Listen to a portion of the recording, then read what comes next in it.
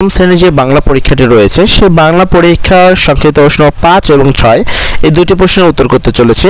এছাড়াও তোমাদের বাকি সকল প্রশ্ন যেমন রচনামূলক প্রশ্ন, সংক্ষিপ্ত প্রশ্ন, সৃজনশীল প্রশ্ন, এই সকল প্রশ্নের সঠিক উত্তর কিন্তু অলরেডি আমরা আমাদের চ্যানেলে আপলোড করে দিয়েছি। যারা সেই সকল প্রশ্নপত্রের উত্তরগুলো চাচ্ছ তারা চলে যাও এই ভিডিওর ডেসক্রিপশনে, সেখানে গেলে একটি প্লেলিস্ট পাবা। সেই প্লেলিস্টে তোমাদের এই সকল প্রশ্নের সঠিক উত্তর অলরেডি আপলোড করা হয়েছে। তো যারা সেই সকল প্রশ্নের উত্তর চাচ্ছ তারা এই ভিডিও ডেসক্রিপশনে গিয়ে সকল প্রশ্নের উত্তরগুলো দেখে নেবা। তো আমি যেহেতু আজকে সংক্ষিপ্ত প্রশ্ন 5 এবং 6 এই দুটি প্রশ্নের উত্তর এই ভিডিওতে করব, তার আগে ছোট্ট একটি কথা বলে দিই যে এখানে কিন্তু প্রত্যেকটি প্রশ্নের মান হলো 2। তো তুমি যত বেশি লেখো না কেন তোমাকে কিন্তু 2 মার্কের বেশি দেওয়া হবে না। সেক্ষেত্রে আমি তোমাদের রিকমেন্ড করব তোমাদের হাতের লাইনে 6 লাইন যদি লেখো তাহলে আশা করি তোমরা এই 6 মার্ক 2 মার্ক পেয়ে যাবা, ঠিক আছে?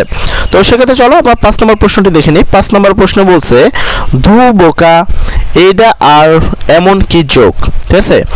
এর চেয়ে বড় যোগ আছে, কথাটির তাৎপর্য ব্যাখ্যা করো। 6 নম্বর প্রশ্নে বলা হয়েছে তবুও জানি কোনোদিন পৃথিবীর ভিড়ে হারায় না তারে আমি, কথাটি দ্বারা কি বোঝানো হয়েছে? এই 5 নম্বর এবং 6 নম্বর প্রশ্নের উত্তরটি দেখে নেওয়া যাক। তো চলো সবাই মিলে এই প্রশ্নের উত্তরটি দেখে নেই। ধু বোকা এইটার এমন কি যোগ, এর চেয়ে বড় যোগ আছে, কথাটির তাৎপর্যতা ব্যাখ্যা করো। সেক্ষেত্রে আমরা উত্তর বলতে পারি প্রশ্নোক্ত উক্তিটিতে ওসমানের তার ছেলে তোতাকে উদ্দেশ্য করে বলছে আর কি, ঠিক আছে? এখানে এতটুকু নাই, করে বলছে এই কথাটা হবে বাবার পায়ে যোগ কামড় দেওয়ার সেখান থেকে রক্ত ঝরে পড়তে থাকে। তখন তোতা বলে ওঠে যোগটা কত বড় বাপসুরে মানে বাপুরে, ঠিক আছে? কিন্তু তার বাবা জানায় এর চেয়ে বড় যোগও আছে। সে বড় যোগ বলতে যাদের বুঝিয়েছে তারা হলো সমাজের শাসক, ঠিক আছে? যোগ গল্পে এই শাসক মূলত ওয়াজিদ চৌধুরী এবং তার ছেলে ইউসুফ।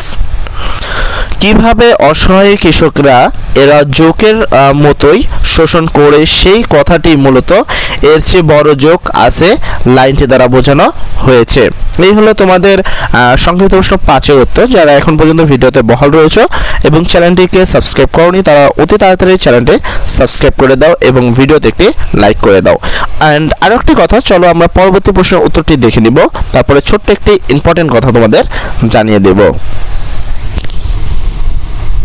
প্রশ্ন 6 যেটা ছিল সেটা ছিল তবু জানি কোনোদিন পৃথিবীর ভিড়ে হারাবো না তারে আমি, কথাটি দ্বারা কি বোঝানো হয়েছে? সেক্ষেত্রে আমরা উত্তরে লিখতে পারি তবু জানি কোনোদিন পৃথিবীর ভিড়ে হারাবো না তারে আমি, কথাটি দ্বারা কবি বাংলার অপরূপ প্রাকৃতিক সৌন্দর্যের কথা উল্লেখ করেছেন। কবি এই কবিতায় যেখানে মূল্য এই বাংলায় থেকে যেতে চান সেখানে তিনি এই বাংলার রূপরস গন্ধে মুগ্ধ। এই বাংলার অসাধারণ প্রকৃতি তিনি কোনোদিনই হারাতে চান না, তাই তিনি এই বাংলা থেকে যেতে চান না। এই হলো তোমাদের সংক্ষিপ্ত প্রশ্ন 6 নম্বর প্রশ্নের সঠিক উত্তর। আমি অবশ্যই তোমাদের আরেকবার দেখে দিব, যেন না তোমরা চাইলে এখান থেকে স্ক্রিনশট দিয়ে নিতে পারো, যেন তোমাদের কোনো অসুবিধা না হয়।